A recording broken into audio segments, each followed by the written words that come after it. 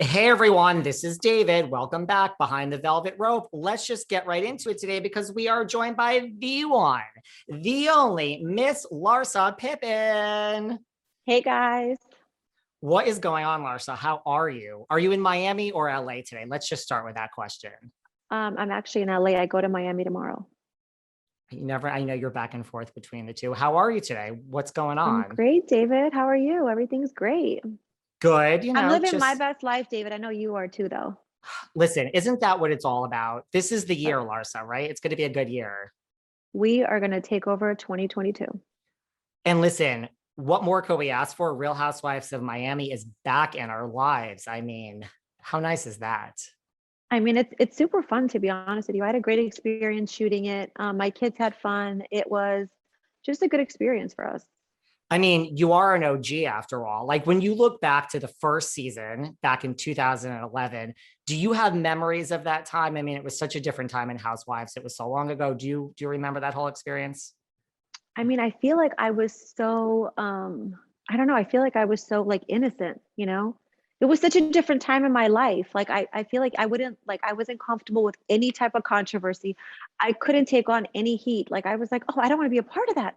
I don't want to be a part of that conversation." Like I just feel like I was such a mom and such like a wife that like that really consumed who I was back then.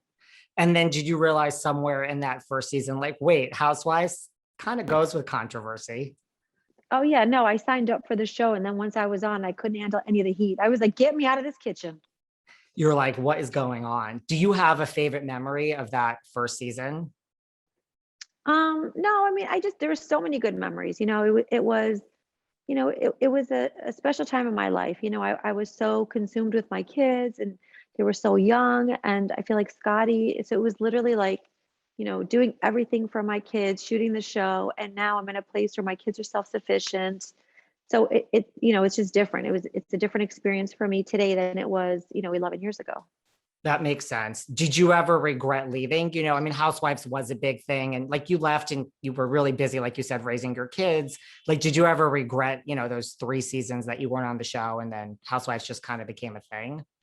No, I feel like I don't kind of regret anything that I do. I kind of feel like it was not meant for me to shoot the other seasons. I was really consumed, with Scottie, he went back, he wanted to work for the Bulls, so we moved back to Chicago with my kids. I feel like I had a great life back then too, so I don't regret anything. I don't regret leaving the show. I feel like it just makes sense for me to be back this year and, that's where we are today.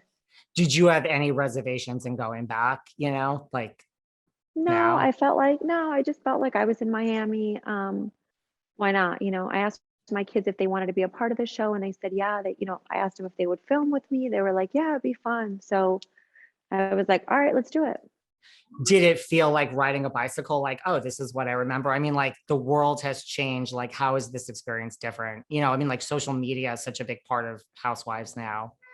Oh, it's definitely night and day from how it was before. Totally. What would you say is the highlight of like this whole experience being back now? I mean, we've seen lots going on for you this season. I feel like just, like, where I am in my career, I'm working hard on my jewelry line, just the things that I'm passionate about, my charities, my jewelry line, my kids, just, all that good stuff that I was excited to basically, show the world. Well, one of the things that you showed the world, Larsa, is your OnlyFans account. I mean, Oh my let gosh. me let me just be jealous of this. Can I just like live vicariously through you for 5 minutes? I mean, Sure. I can share with you. I'll share with you, David. It's all yours. thank you. I mean, $10,000 a day, like, can I just relish in that for a minute? I mean, honestly, it's a platform where basically you get to engage with your fans. You get to, be who you are. There's not really haters on that platform. I haven't witnessed any. I just feel like the people that follow you really want to see, how you're navigating, what you're doing, what your life is behind the scenes. And so for me, I've had a great, experience on OnlyFans. I've made money. It's been fun. I've gotten a chance to get to know my followers. So it's been a win-win for me on the platform. And you describe them as your friend. So, right, you get a lot less hate and like, on there than other platforms. yeah, it's just like a, it's like people that really want to see you win. I mean, they do want to see your feet. Occasionally they do want to see your body, but they come with that energy where they want to see you win. And that's what it's about. That's why it's called OnlyFans, right? It makes complete sense. Right. It's called OnlyFans because there are no haters on the platform.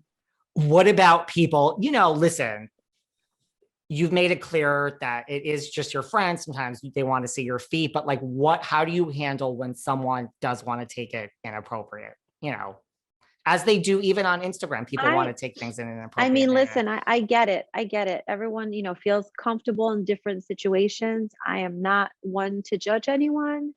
I basically I'm like my conversations with my friends on OnlyFans are basically like, how's your day? What are you doing? I have guys on there that are literally truck drivers and they're literally like, hey, I'm driving from Indiana to like Michigan or driving to, California. And I'm like, oh my God, be safe. Like it's a great relationship. I don't have time to date right now because I'm so consumed with like thousands of guys that are on OnlyFans. If I miss dating someone, I just go on OnlyFans and I get all the love I need. I love it. What about, what advice would you give someone, that's out there listening, man or woman that wants to start out and like wants to start an OnlyFans and, maybe one day get to a $10,000 a day and have all these friends? Like, what advice would you give someone? I think try it and just post content that you're comfortable with. There's no harm in it. You're responsible for your own platform. So I just feel like why not try it? I agree. Like, try it. And like you said, there's no haters on there. But why do you think some of your, colleagues like Adriana, Alexia, why do some of your friends have an issue with your OnlyFans existence? I feel like a lot of them are not, up to par when it comes on to social media platforms. I feel like there's so many different platforms that have started off, with the stigma or whatnot, and have basically evolved into the platform they are today. And so for me, I feel like you are responsible for what you post. You can post sexual sexual photos on Instagram. Your content can be sexy on Instagram. So why not post on a platform where you basically get to, enjoy the perks of it? You own your own platform. So you should, you work hard for your photos. Like I enjoy taking photos. I should be paid for my photos. I love it. Who would you think would be the most successful on OnlyFans out of your castmates if you were going to groom someone? And who do you think? I mean, I'm sure they would all like to do it, but who do you think would have the most success? I feel like Lisa would because she is a great twerker. So I feel like if she did a couple twerk videos, she would kill it. I would have said Lisa as well. Mhm. How do you get along? Like, who did you bond with the most out of, the people that you haven't filmed with, like Lisa and Guerdy and Julia, I mean, I Nicole? feel like I got along well with all, the whole cast. I feel like I'm like a girl's girl. I cheer for all the women. I want all of them to win. So I really didn't come into the show thinking like, oh, I'm gonna bond better with one person. I feel like I have different relationships with all the girls. So, I was open to all the women. What has been the biggest high about this whole experience being back? Like, what's the best thing that's happened as a result of it? Now I have an excuse like, hey guys, I have to go to dinner and film. Like when I talk to my kids, I'm like, oh my God, I love you guys so much, but I have to go to work tonight and I'll be back in 2 hours. So it's like I have an excuse to hang out with my girlfriends. I love it. What about, there's been so much talk this season about Alexia and, her whole storyline and, the fact that she's like reconnecting with Herman's, you know, lover, ex-lover. There's been Mhm. such a visceral reaction amongst the fans. Like some people are loving this storyline. Some people are like, oh my God, why are you talking about him? He's not here. Like, why do you think there's such a visceral reaction to Alexia and her storyline?